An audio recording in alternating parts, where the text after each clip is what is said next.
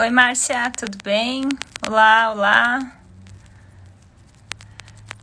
Sejam todos bem-vindos. Igor, bom dia, boa tarde, boa noite. Dependendo do horário que o pessoal estiver assistindo. Lala já está aí. Que bom, eu tive uns problemas aqui. Eu estou com 3 computadores ligados e nenhum funciona. Então, meu marido está me ajudando. Oi, Rê. Oi, JV. Todo mundo que está chegando, Ana.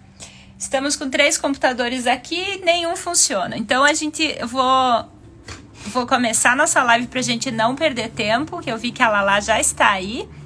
Mas eu vou ter que ir acompanhando as perguntas por aqui mesmo. Beijão, Rê. Deixa eu chamar aqui a Lala. Que coisa. Mas tudo certo, a gente vai conversar igual. Vamos só esperar então a Lala entrar. Vamos ver, tá chamando aí.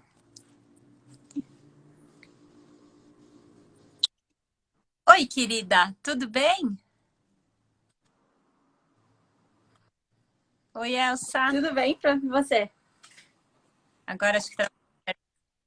Ah, agora eu estou lhe ouvindo. Tudo já, e você? Tá me ouvindo bem? Não sei se é a internet da Tá Lala muito que ruim não minha está conexão. funcionando. Deixa eu tentar Pois improvisar. é. Você quer entrar de novo?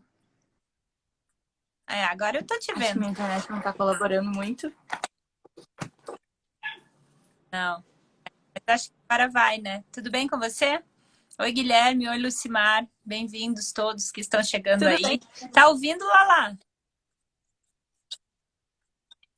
Tá Agora eu ouvindo tô. bem? Consegui. Ah, que bom. Que ótimo.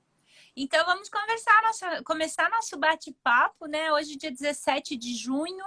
Eu sempre falo no início da conversa os números de mortos pela Covid. Infelizmente, hoje nós tivemos o segundo maior número em 24 horas. Nós perdemos 1.388 brasileiros, já somam-se 45.456 pessoas. E eu deixo registrados os meus sentimentos a todas as famílias. E é muito triste isso tudo. A violência doméstica aumentando sobremaneira, né, Lala? Por isso a gente começou essas nossas conversas aqui, esses bate-papos, para empoderar cada vez mais as mulheres e para destacar o protagonismo. E aí vem uma menina linda, jovem como você, que é uma super protagonista socioambiental, que eu tive a alegria de ser minha aluna. Não me lembro quando foi que você foi minha aluna, já faz tempo, né? Acho que uns 2 anos. 1 ano e meio. Algo assim. É? Eu No acho finalzinho da faculdade. mas enfim. É isso aí, no 10º período, né? E a Larissa agora já está pós-graduada em criminologia. E a nossa ideia hoje é conversar um pouquinho sobre o voluntariado na prática, né, Lala? E aí, quem tiver algum comentário ou dúvida, manda pra gente. Eu vou tentar acompanhar aqui direto pelo celular, porque os meus computadores não deram certo, infelizmente. Então, Lala, me conta, vamos começar a conversar? Você é uma menina que tem uma condição de vida, que pôde estudar numa boa faculdade, que teve condições que muitas pessoas não têm, nunca tiveram. Como foi o seu despertar para a necessidade de ajudar as pessoas? Como é que surgiu a ideia do sopão da Lala? E eu quero que você conte para a gente mais sobre esse projeto, que eu amo, admiro e sempre que eu posso eu ajudo. É uma pena que eu não consigo ajudar mais todo mundo que eu gostaria. Obrigada, Amore. Prof, primeiro eu queria agradecer. Eu tô muito feliz de poder estar falando com você. Tô meio nervosa, assim, mas tô muito feliz porque principalmente, assim, você foi uma das pessoas que me inspirou desde o começo. Já te falei isso várias vezes, então tô muito feliz. É uma honra estar falando com você aqui, ainda mais sobre esse tema maravilhoso. O sopão, o sopão em si começou tem 2 anos. A gente comemorou nesse último sábado os 2 anos do sopão. Foi muito lindo. Quando você foi, já tinha começado. Não, tava para começar. Não. E eu lembro que Já faz mais de... eu conversei com a prof ainda algumas semanas antes. Falei, prof, eu preciso fazer quero entregar comida, mas é muita embalagem, como é que a gente faz? É muito lixo. Eu lembro que Isso, foi uma das primeiras preocupações. a gente estava tentando diminuir a quantidade de resíduos, né? Gente, eu tô tentando resolver o computador, tá? Vai falando lá que eu quero ver se eu consigo acompanhar aqui. E aí, Amore? Então, o sopão em si, ele começou tem 2 anos, mas a ideia ela veio do comecinho da faculdade. Foi um trabalho que eu fiz com um grupo de amigos. A gente fez como um trabalho de sociologia e todo mundo se encantou. A gente preparou algumas refeições, ou a gente comprou, não lembro muito bem.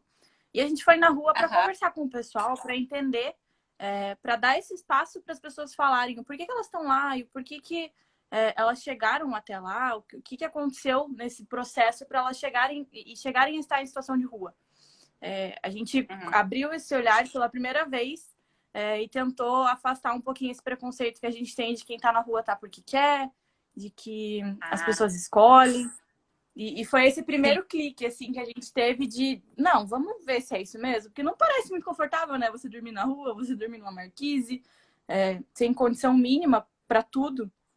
Então, foi, acho que em 2013 isso. É importante falar isso. Ninguém mora na rua. As pessoas estão em situação de vulnerabilidade social. Esse seu olhar, esse seu primeiro olhar, mais me encantou. Eu lembro que a gente conversou sobre isso na sala de aula. Porque é aquilo, às vezes a gente perde a nossa sensibilidade em ver...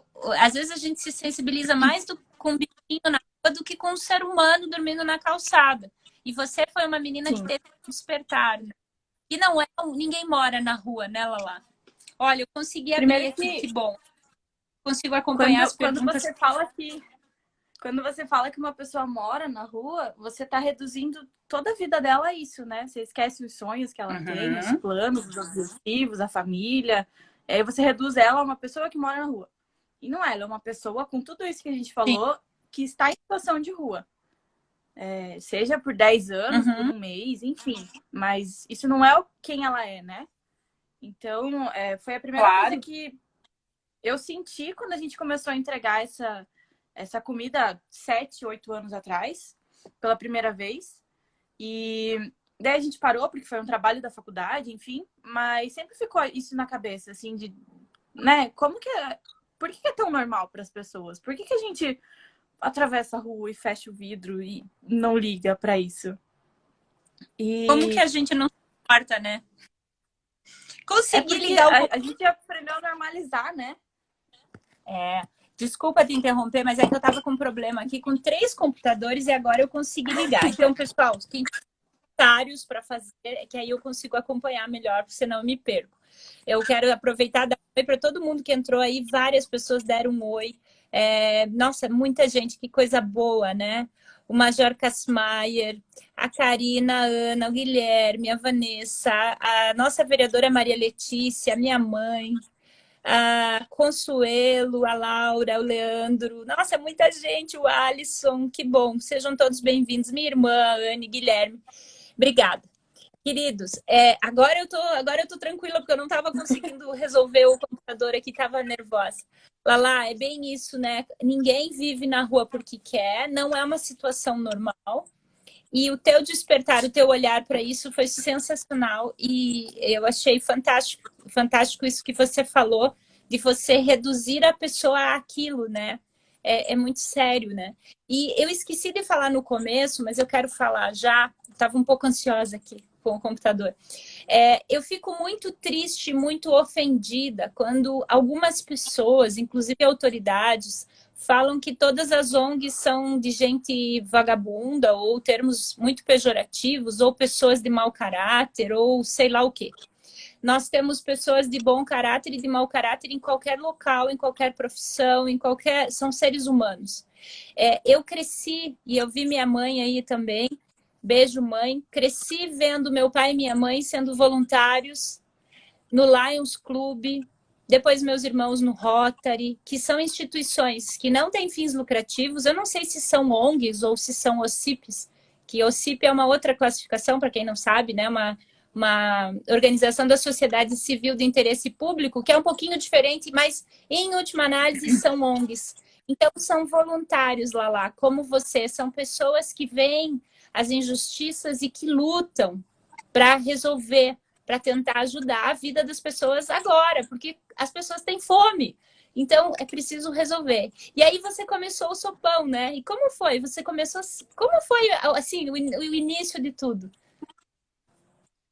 Eu vi que o Matheus entrou no grupo, aqui no grupo, na live agora. Eu lembro que quando eu tive a A ideia, eu Gabi, criei um grupo, coloquei um monte de gente aleatória, inclusive o Matheus. Falei, que gente, vamos fazer comida? Do nada.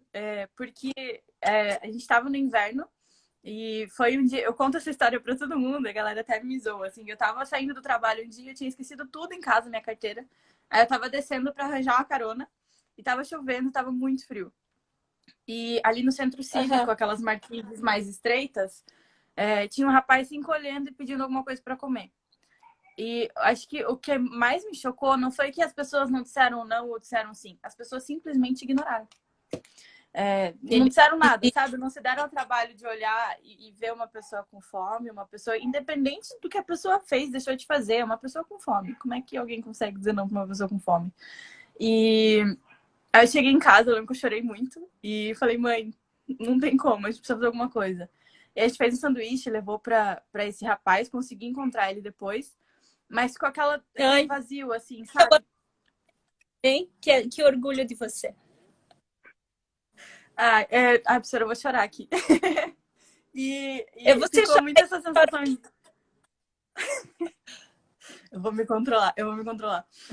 Ficou muito essa sensação de vazio, assim, de tipo, a gente pode fazer mais, a gente sempre pode fazer mais, né? E daí eu criei esse grupo, coloquei um monte de amigo meu que não sabia o que estava acontecendo. Falei, gente, a gente vai fazer comida. É isso. Que legal. Daí a gente começou na faculdade a se mobilizar. Colocamos uma caixa toda improvisada lá na cantina. Fui nas salas pedindo. A gente começou a colocar a cara a tapa mesmo para pedir doação, para pedir doação de alimento, doação de cobertor, tudo que a gente conseguisse. E aí a gente entregou, foi no dia 8 de junho de 2018. Fez 3 graus naquele dia. A gente levou canja ali perto do Capanema. E eu acho que foi, assim, a ideia era começar e seguir com a ação durante o inverno. Mas quando a gente chegou lá, acabou a entrega, todo mundo se olhou com uma cara de, tipo, a gente não vai parar, né? Porque a gente levou pouca coisa de cobertor e de roupa. E o que mais mexeu comigo foi quando a gente levava alguma roupa, a pessoa experimentava, olhava e falava, não, não vai me servir, eu já tenho uma blusa, guarda para o próximo que tá com mais frio. Não, não vou comer porque tem gente que tá com mais fome. Gente que não tem É. nada, mas tem tudo. Não E, tem nada e de os outros, né? e tem o mais importante, que eu acho que é a empatia.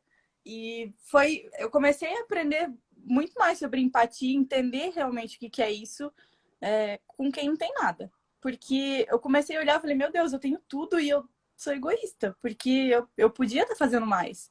Eu podia estar me preocupando mais com o próximo. E as pessoas não têm nada, elas não têm onde dormir, não têm onde morar, não sabem quando vão comer a próxima vez, o que elas vão vestir, e estavam se preocupando com o próximo.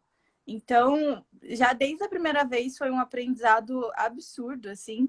E desde então eu venho aprendendo todo santo dia, de todas as formas, assim, com todos os voluntários, eu venho aprendendo dentro de casa, as mudanças que eu vi dentro da minha casa, comigo, no meu dia a dia, e com o pessoal que está em situação de rua, em situação de vulnerabilidade em geral. Então é um aprendizado absurdo, assim. Tu é linda. Que bom, né? Que bom que existem pessoas como você com essa sensibilidade. E são quantos voluntários agora, Lala? A gente tem cerca de 250 voluntários.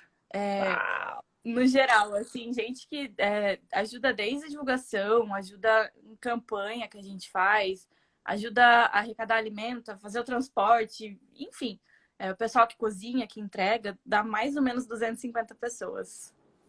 E quantas marmitas vocês já serviram até hoje? Foram 16.640. A gente contou para fazer a campanha desses 2 anos.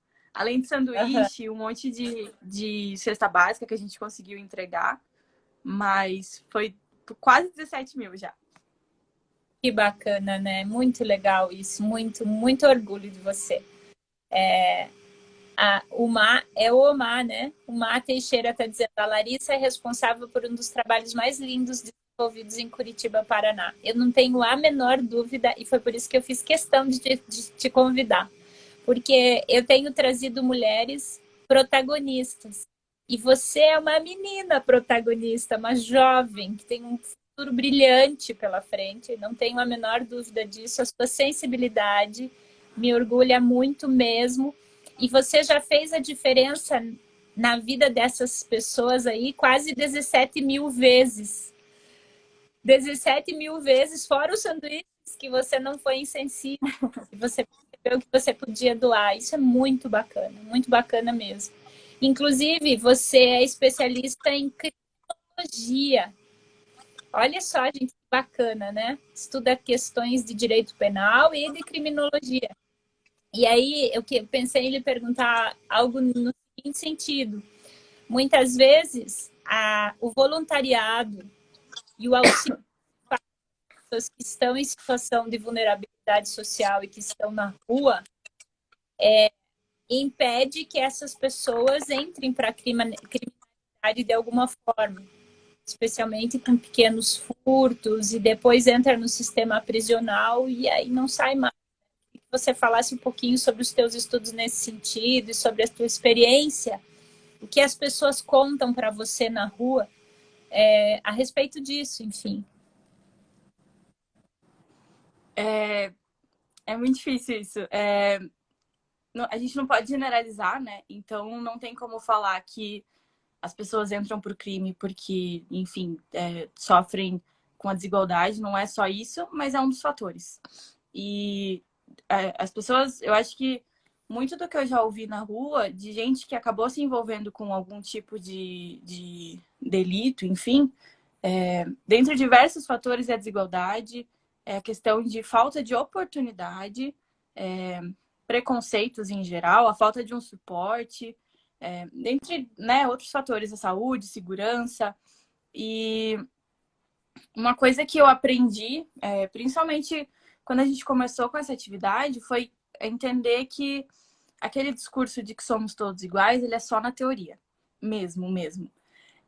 Que na prática a gente não é igual, mas a gente não é... O que nos diferencia não é a capacidade que cada um tem. E isso é muito difícil de muita gente entender. As pessoas acham que todo mundo tem as mesmas oportunidades, que todo mundo né, tem o mesmo acesso à educação, à saúde, à segurança, a tudo, e só não consegue porque não quer. E o que eu percebi muito é a meritocracia. E o que eu percebi muito, eu aprendi e eu desconstruí esse pensamento, é que a única coisa que me diferencia de quem tá na rua é a oportunidade. Ponto. Porque a gente já viu médico, a gente já viu advogado, a gente já viu professor de história, professor de sociologia, que, enfim, teve algum tipo de problema na sua vida, algum tipo de transformação meio drástica que fez a pessoa chegar nessa situação. E eu acho que o maior segredo, talvez, para a gente poder entender como ajudar essas pessoas é se colocar no lugar do outro, para tudo que a gente for fazer. Porque eu penso assim, se tivesse acontecido comigo tudo o que aconteceu com o fulano, será que eu não teria caído no mesmo fim? Será que não teria acontecido a mesma coisa comigo?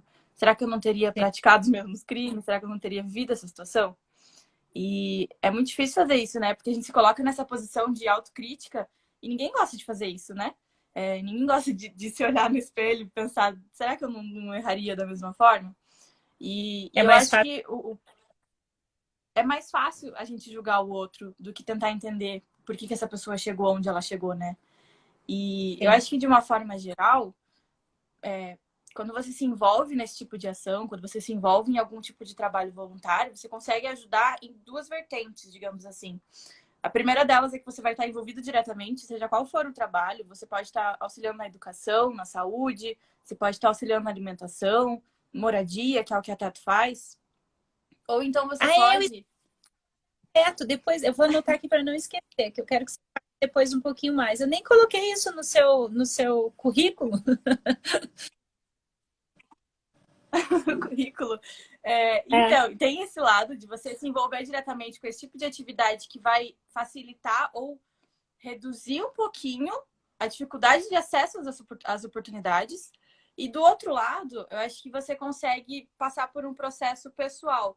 Primeiro você sai da sua bolha, depois você vai entender você como parte do problema e depois você vai Uhum. se entender como parte da solução.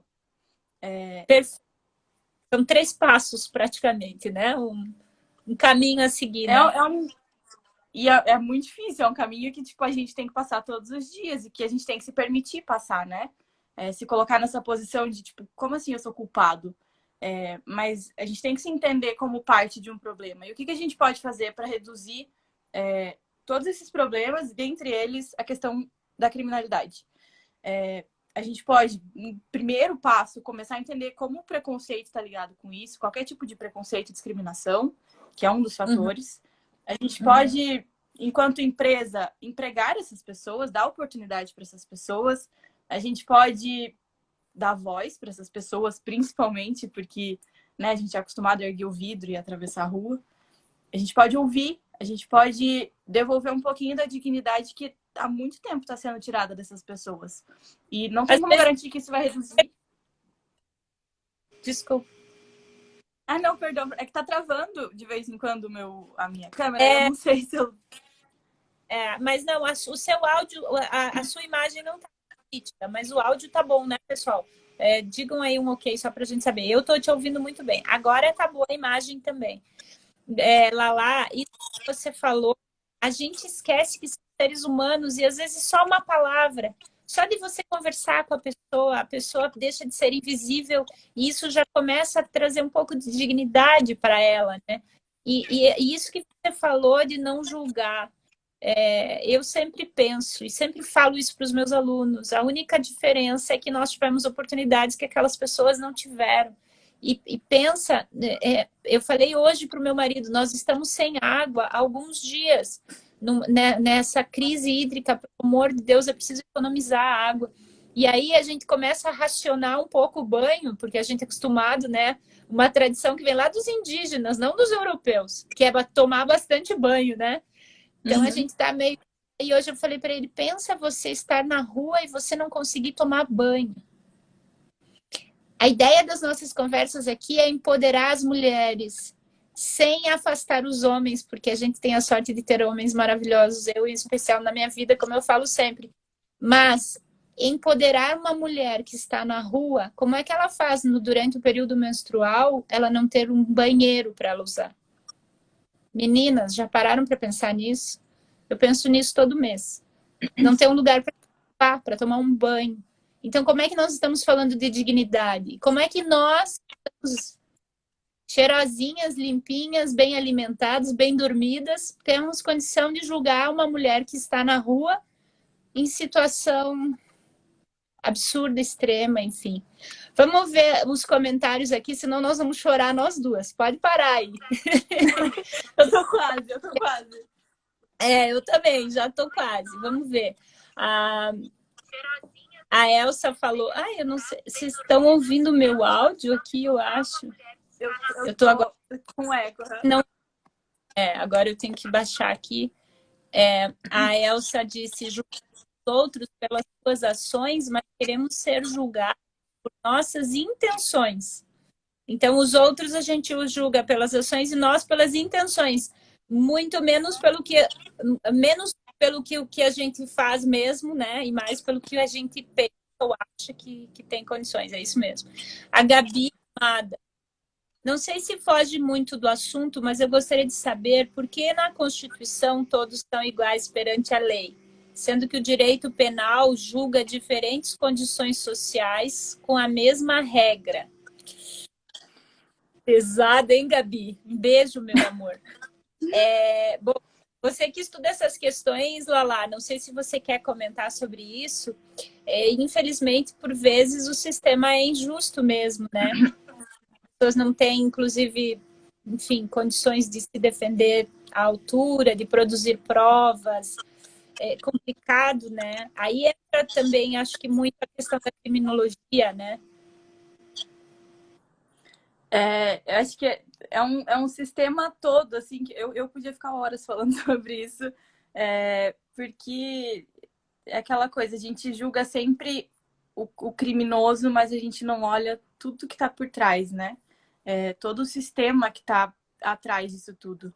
E, infelizmente, eu acho que a resposta basicamente é essa. É um sistema que ele foi construído todo na base de preconceitos, ele foi construído com imagens totalmente ultrapassadas que a gente está tentando desconstruir, só que elas continuam enraizadas nesse sistema, né? Então a gente consegue ver claramente como as questões raciais, por exemplo, são um dos maiores exemplos de como o direito penal ele é tratado de formas diferentes para as pessoas, de como a gente já viu casos de pessoas brancas pegas com quilos e mais quilos de drogas ser vista como um suposto usuário, enquanto pessoas negras com gramas de drogas já são traficantes.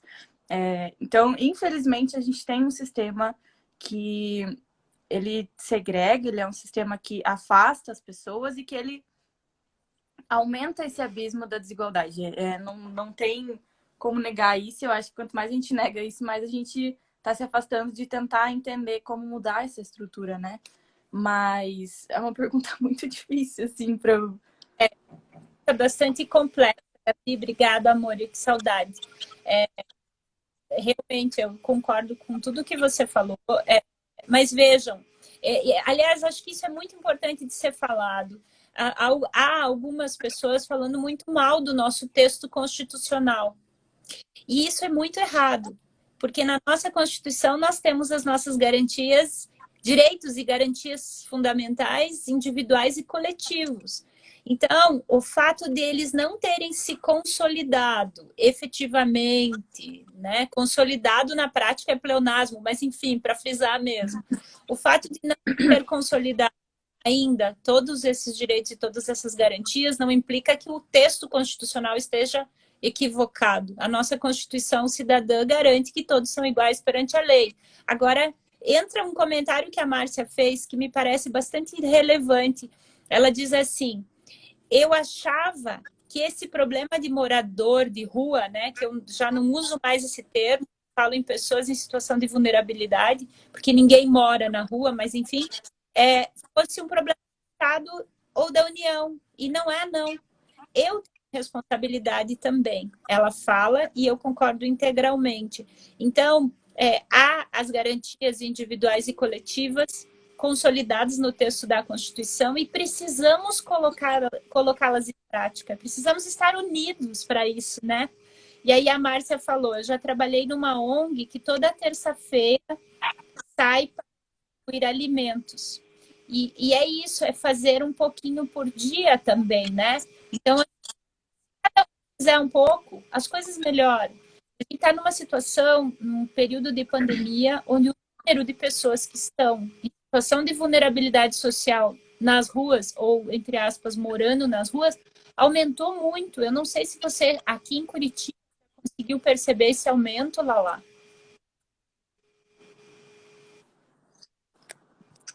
A gente, o último dado que eu acho que tem é de 3 mil pessoas autodeclaradas em situação de rua.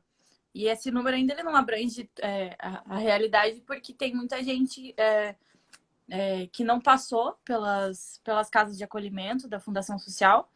Então, é muito maior do que isso. Essas 3 mil pessoas que são registradas são as pessoas que passaram por esses albergues, passaram pelo serviço da Fundação e se declararam em situação de rua. Tem muita gente que não se reconhece dessa forma, né?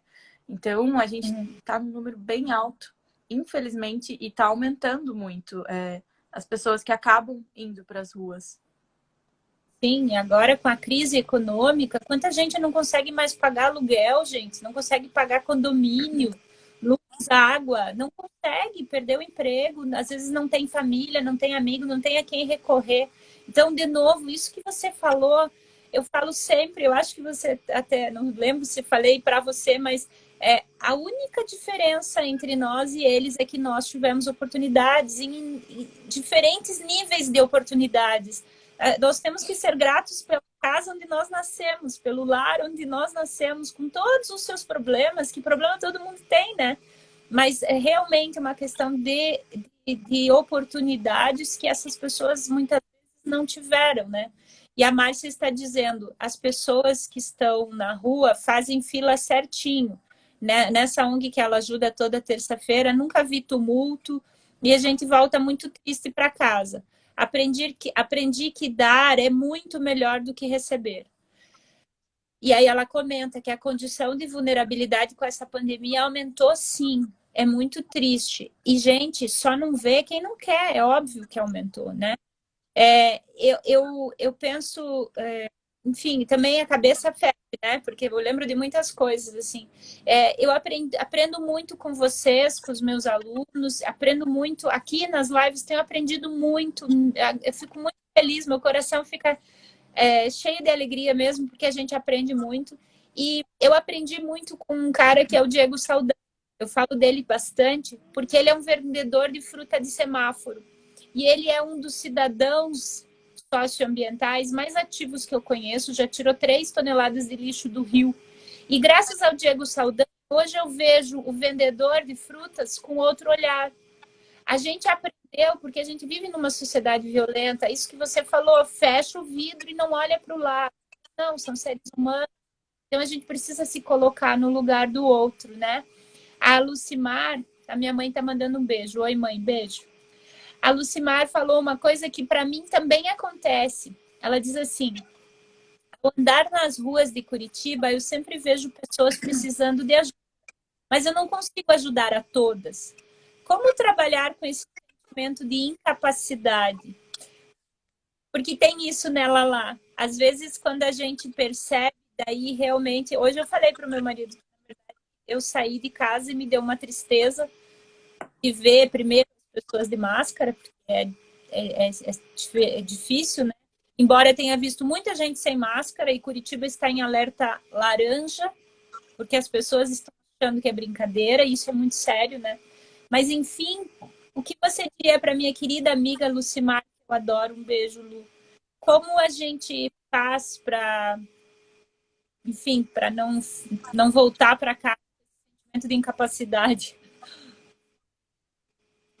É muito. Eu vou estar falando sobre uma coisa que eu ainda não aprendi, mas é porque todo sábado eu volto, eu falo que eu tenho o meu momentinho de chorar, porque é muito triste, a gente sempre quer fazer mais. Mas tem uma coisa que eu sempre falo no Sopão, que é algo que eu aprendi, que eu tento cada vez mais aprender isso e colocar em prática, que é pegar essas minhas inquietudes e transformar elas não em motivo para frustração, mas em combustível para mudança. Sempre.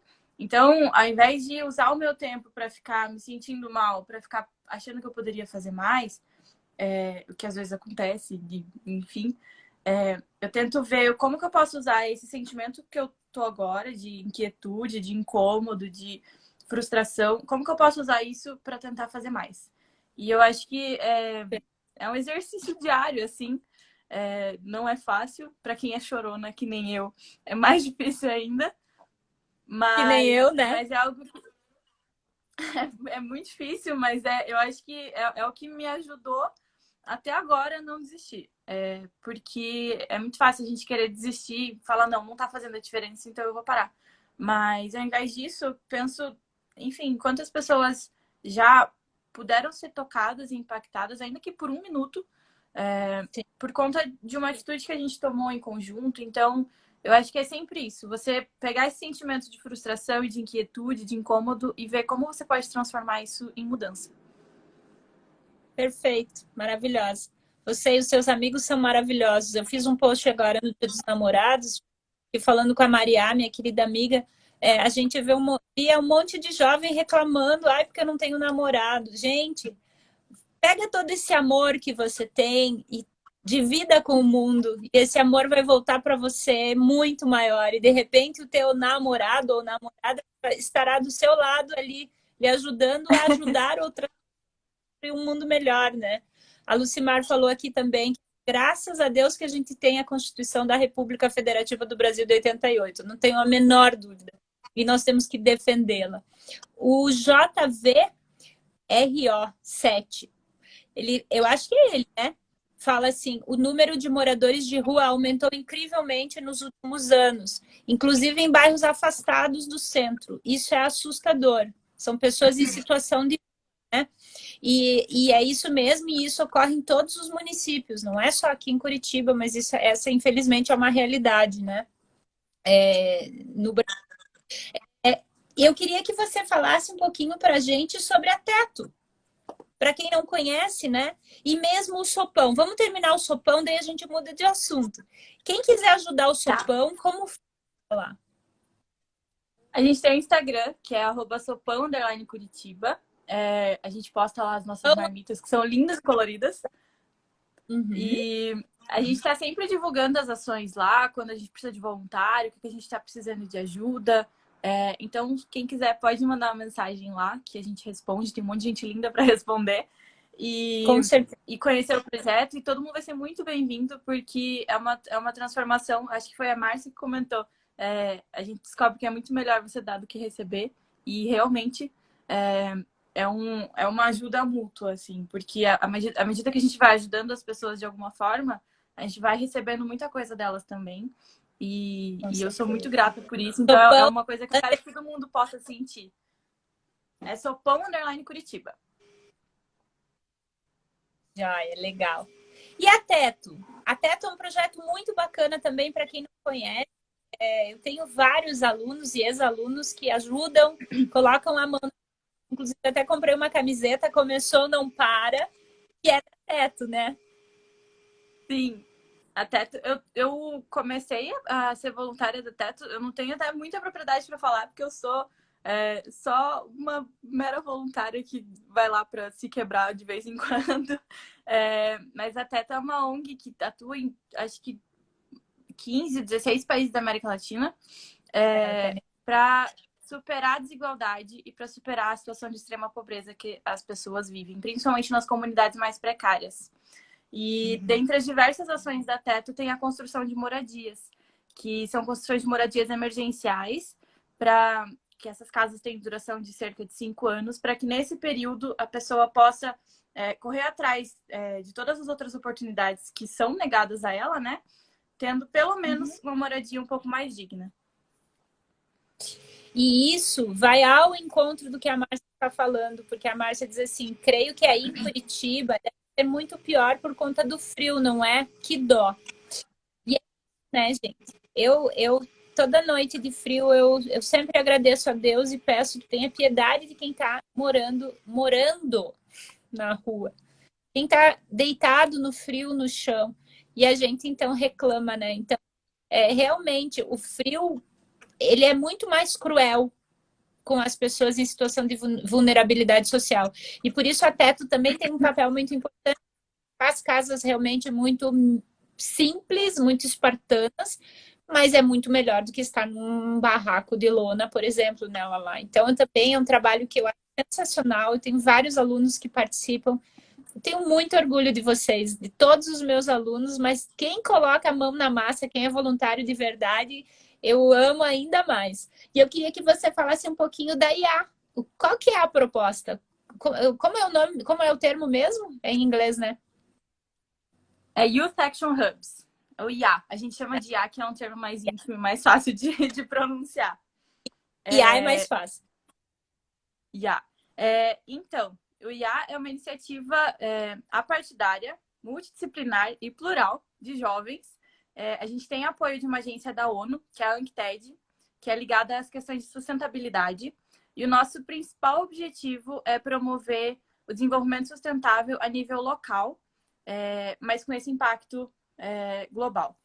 E a gente faz isso de diversas formas. Uma delas é ativando a liderança jovem, principalmente para isso, para que as pessoas parem de reclamar, ou então que elas reclamem, mas que elas entendam que elas são parte da mudança e que elas são parte da solução também, não só do problema, né? Aqueles 3 passos que eu comentei.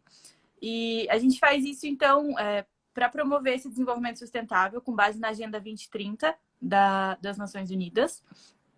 E a gente faz isso ativando essa liderança jovem, falando sobre a Agenda 2030, porque mais da metade das pessoas ainda não sabem o que é, né? O que é essa agenda, o que são esses objetivos do desenvolvimento sustentável. Vamos contar um pouco para as pessoas entenderem, assim, minimamente, do que você está falando?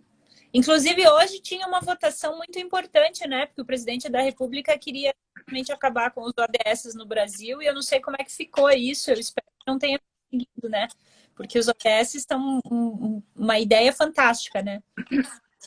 A Agenda 2030 é um pacto, um tratado que foi feito com todos os países que são membros das Nações Unidas, com compromissos e objetivos para até 2030 promover um desenvolvimento sustentável. E até a frase principal da agenda, que é uma coisa que eu gosto muito, é que não deixar ninguém para trás. E é justamente isso. E o não deixar ninguém para trás, ele engloba não só as pessoas, mas também o meio ambiente, em perfeito equilíbrio. E existem 17 Objetivos do Desenvolvimento Sustentável, e eles são baseados em 4 pilares básicos e principais, que é o pilar de planeta, pilar de pessoas, eu esqueci os outros, planeta, pessoas, prosperidade... economia, né? Isso, são 5 P's. Eu esqueci os outros 2, prof, perdão. P's, coloca aí pra gente, para ajudar a colinha aí, que agora eu também não me lembro. E esses 17 Objetivos do Desenvolvimento Sustentável, eles são objetivos criados com metas, indicadores, para que até 2030 a gente tenha um mundo um pouco mais sustentável, mais próspero, mais inclusivo e um pouco mais justo. E a gente tem... Dentro desses objetivos, existem várias ações que podem ser tomadas a nível local e que podem ser tomadas no nosso dia a dia. Que a gente pode fazer devagarinho. E uma das coisas que mais ficou famosa nos últimos tempos era parar de usar canudo e o copinho plástico, que todo mundo está cansado de saber. Mas é uma das formas de você contribuir para atingir esse desenvolvimento sustentável. E ele é bem abrangente, ele fala sobre diversas coisas, sobre a erradicação da pobreza, sobre o combate à fome, a vida na terra, a vida nos rios. Então... alguém falou ali, o planeta, pessoas, paz, prosperidade e parceria. Obrigada. É a Renata Serapião, amada. Show. Então, gente, os ODS são... Eles não têm um efeito vinculante, porque foi um pacto global. Então, a humanidade parou e pensou que algumas coisas precisam mudar para que haja menos injustiça.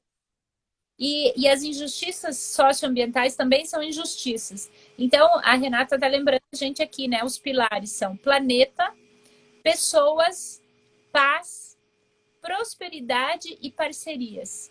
Obrigada, Rê. Sem dúvida, são temas muito importantes, né?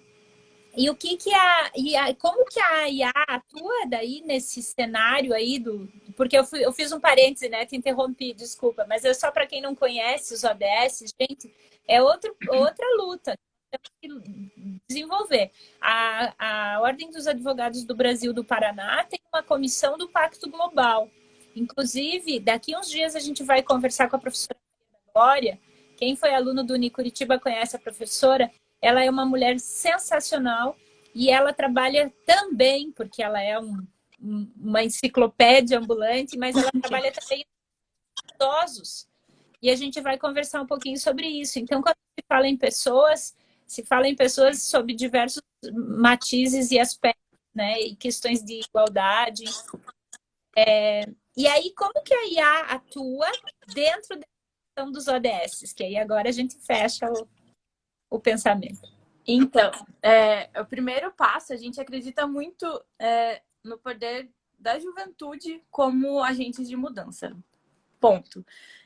Então, a gente tenta sempre ativar as lideranças jovens para que os jovens se coloquem nesse protagonismo para tentar, a nível local, produzir esse impacto global. Então, a gente fala sobre a agenda, a gente vai nas escolas, vai nas comunidades, a gente vai nas empresas, aonde der para a gente falar sobre a agenda, esse é o primeiro passo. A gente tem até um projeto que está rolando no Insta do IA, nesse período de pandemia, que a gente está falando sobre temas atinentes à agenda nas lives, tá sendo bem bacana. A gente já teve algumas lives incríveis. E eu já assisti maravilhosas. A Amanda Cavalli apresentou uma que eu assisti. Qual que é o Instagram deles mesmo, Lala? É yah.br. Yah.br. Depois eu marco as pessoas. A gente fala então sobre essa agenda para que as pessoas entendam o que é isso, o que é esse compromisso que a gente tem, a gente de todos os países tem. E a gente também tenta fomentar, incentivar as iniciativas que já vêm sendo tomadas em prol da agenda, direto ou indiretamente, como o Sopão acaba fazendo. E também a gente tenta colocar a galera para colocar a mão na massa. No ano passado a gente teve uma ação que foi o Youth Action Day. A gente dividiu ele em duas partes. A primeira foi para apresentar o IA, para contar quem que a gente é e para dar espaço para pessoas poderem contar suas experiências em prol da agenda, em prol do desenvolvimento sustentável. E no segundo dia, a gente foi na Ocupação Tiradentes. Foi um dia incrível. A gente passou o dia lá, levou um monte de jovem para colocar a mão na massa. Teve horta comunitária que foi feita, teve oficina de microcrédito. A gente inaugurou uma biblioteca comunitária que hoje ela acabou incentivando um projetinho lindo, que é o Projetinho Tiradentes, que é tocado por uma das pessoas que mora na comunidade, que é a Carla. E uma das formas da gente poder ajudar direto e indiretamente, inclusive porque lá ela recebe cerca de 60 crianças todo dia no contraturno da escola. Então, a ideia dela é tirar as crianças da rua para elas pararem de ver exemplos errados e verem na educação uma oportunidade mesmo para elas poderem sonhar e ter novos perspectivas de futuro. E então a gente tem esses três lados, assim, a gente tenta ativar essas lideranças jovens para que o jovem possa fazer parte da mudança, para que a gente possa sair do Facebook, literalmente, e colocar a mão na massa, por menor que seja o que você vai fazer, por mais simples que seja, né, o que a gente pode fazer. A gente fala sobre a agenda, sobre o que são os objetivos do desenvolvimento sustentável, sobre o que isso tem a ver comigo, né, por que eu tenho que saber disso, e a gente coloca a mão na massa. São essas três principais atividades, as três principais frentes do IA, e a gente está fazendo isso há um pouco mais de um ano. E a gente já conseguiu impactar direto e indiretamente 7.000 pessoas. Foi um número bem legal. E também é uma forma que eu aprendi muito dentro do IA, principalmente, que as nossas atitudes dentro de casa, elas podem ter um impacto na vida de outras pessoas, né? E um dos exemplos, eu acho que mais práticos, assim, é a questão de desperdício de alimentos, desperdício, que a prof sempre falava bastante na aula até, de como o meu desperdício tem a ver com questões ambientais, eu posso impactar positivamente as questões ambientais, e também a questão da fome, porque um dos fatores que leva as pessoas a viverem e passarem fome, dentre todos que existem, é a questão do desperdício, né? Porque a gente desperdiça 5.000 toneladas de alimento por ano. Então, eu aprendi muito, assim, no dia a dia, qual é o impacto de jogar fora um copo de café. No domingo, Lala, a gente vai conversar com a Raíssa Fayet, acho que é o Fayet. Ui, agora me deu um branco. A Ra é sensacional, uma artista paranaense, maravilhosa, multifacetada, ativista ambiental, linda, tem uma voz percussionista. Vai ser eu convido todo mundo. E a Rá tem uma música que eu amo, que ela diz assim: todo mundo quer salvar o planeta, mas ninguém quer ajudar a mãe a lavar a louça. A Rá tem umas músicas maravilhosas. Isso que você está falando me remete à música da Rá, da Raíssa. Porque isso que a gente faz dentro de casa impacta o mundo. Tá na hora de sair de trás do celular e do computador e do Facebook, mesmo do Instagram, colocar a mão na massa. E você é uma menina que mostra isso, dá um exemplo muito lindo. E é muito bacana. Pequenas atitudes contam e fazem diferença, sim, sem dúvida alguma.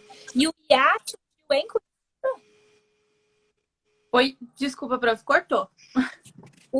O IA surgiu em Curitiba? Não, o IA, ele tá em 36 países, se eu não me engano. Como é uma iniciativa apoiada por essa agência da ONU, que é a Não. UNCTAD, ela surgiu em 2018, depois de uma conferência, até que o Matheus, que participou, e daí ele trouxe o IA para o Brasil. Então, aqui em Curitiba, a gente tem o primeiro IA no Brasil. Agora ele está abrindo, está em fase de consolidação no Rio de Janeiro também, tem um outro hub lá. Mas aqui no Brasil, a gente é o primeiro aqui de Curitiba. Mas ele está em jovens que estejam nos ouvindo podem também se informar. A Renata colocou aí, é yah.br, o Insta do IA. Depois no vídeo eu vou salvar, né? Claro. Mas outros jovens podem se unir a essa iniciativa e colocar em prática nos seus municípios também, né?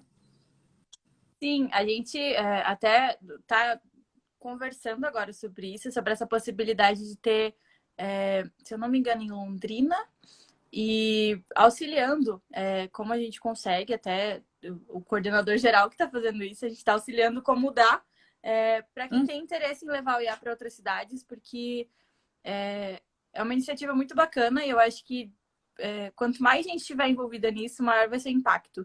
Porque principalmente, tem uma frase que eu gosto muito, eu não sei quem falou ela, mas a gente não precisa de uma pessoa fazendo tudo, a gente precisa de várias pessoas fazendo um pouquinho. Perfeito. E é isso, eu acho que quanto mais gente envolvida, quanto mais gente interessada em participar, interessada em fazer parte da mudança, seja ela qual for a mudança que você acredita, mais próximo a gente vai estar de alcançar. E quem quiser participar do IA, a gente tem, vira e mexe, processo seletivo para o pessoal participar. E também a gente está sempre... agora a gente tem uma parada por conta da pandemia, não está podendo se reunir, mas quando tem atividade de colocar a mão na massa, a gente precisa de voluntários pontuais. Então, a gente está sempre jogando lá no Insta. Então, quem quiser acompanhar para poder participar de alguma das nossas atividades, a Renata colocou o Insta aqui. Obrigada, Rê. E... é todo mundo muito bem-vindo, porque eu acho que todo mundo tem potencial para ser um líder e para ser protagonista, e a gente acredita muito, muito, muito nisso. E então, quem tiver interesse, quem tiver um incômodozinho e essa inquietudezinha dentro de cada um de vocês, assim, vai ser muito bem-vindo. E eu quero muito ver mais gente participando e ver mais gente envolvida mesmo na mudança que acreditar. Isso é linda, por isso que eu te chamei, porque eu te admiro.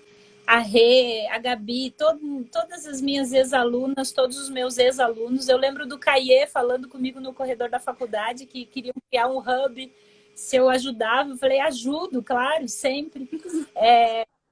Eu pensei em algumas coisas e a Márcia fez um comentário. Disse assim, e como é que se faz quando na COP21 os Estados Unidos retiraram e pior, não sofre sanção alguma. Se retiraram e não sofre sanção alguma.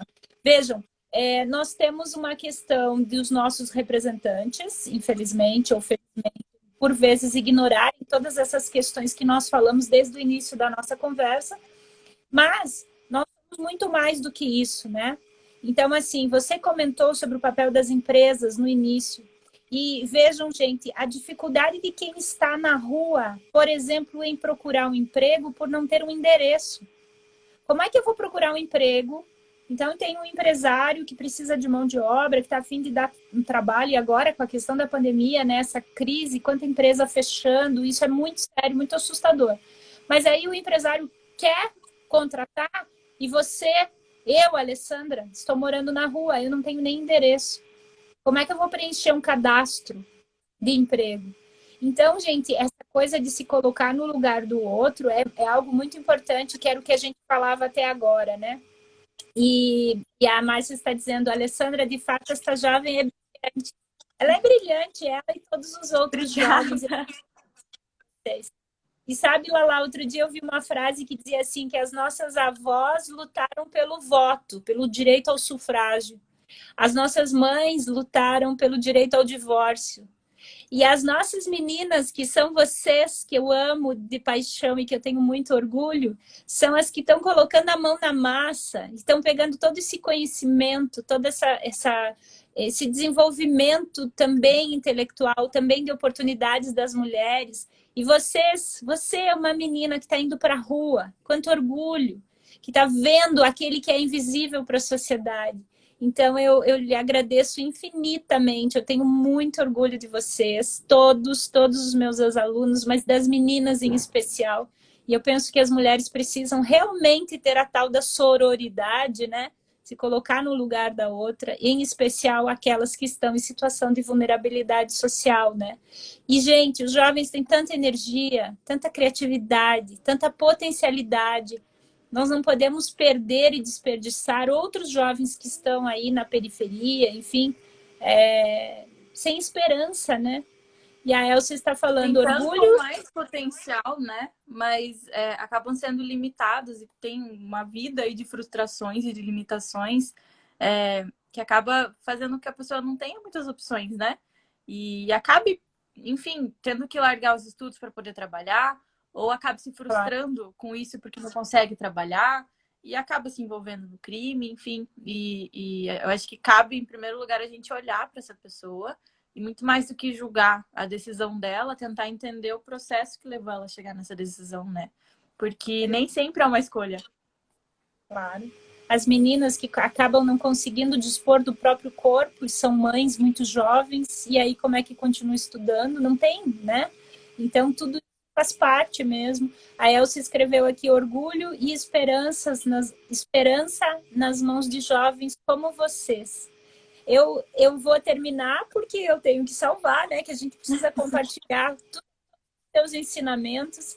Lala, parabéns, gratidão, muito obrigada. A Prof tem muito orgulho de todos vocês. Você sempre prof, né? Mas eu sou muito aluna de vocês, eu aprendo muito com vocês. Vocês jovens têm uma capacidade que a minha geração não teve de trabalhar em grupo, coletividade. Embora, de novo, lembrando meu pai e minha mãe, foram voluntários do Lions a vida inteira. E eu me lembro do pai e da mãe trabalhando sábado, domingo, de noite. E forma-se uma família entre os voluntários. Então, voluntariar é tudo de bom, né? Vai lá, parabéns, minha querida. Muito obrigada. Gratidão. E eu vou marcar no vídeo todas essas instituições que ela lá atua direto ou indiretamente.